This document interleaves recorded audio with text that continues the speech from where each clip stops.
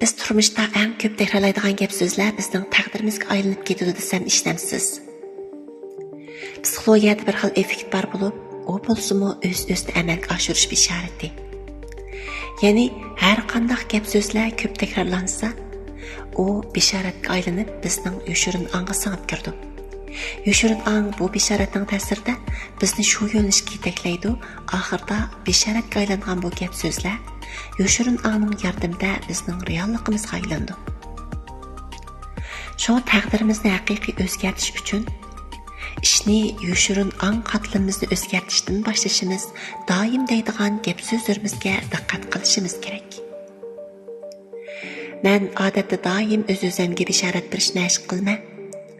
Xohlasangiz bugun menga ergishib sinab yiqing, cho'qim foydasini ko'rsiz. Tashvishlangan va qo'rqqan vaqtimda men o'z-o'zimga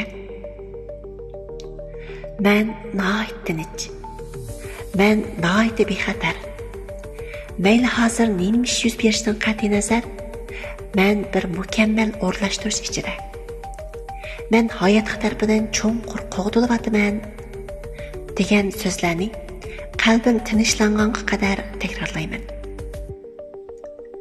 O'zimga ishonolmagan, o'zimga bo'lgan qimmat tuyg'um tuvallab ketgan vaqtda o'z-o'zimga men o'zimga xos birdan bir mavjudiyat. Men hayotlikning cheklik nusxasi. Har bir hayotlikni o'zaro selishtirish hojatsiz.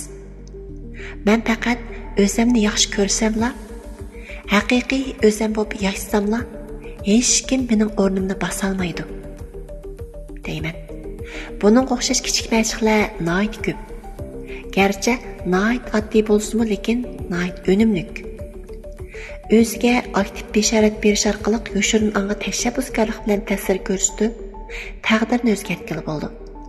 Undaqda buningdan keyin siz o'z-o'zingizga qaysi gaplarni ko'proq demoqchi, inkas rayonida qoldirib qo'ying.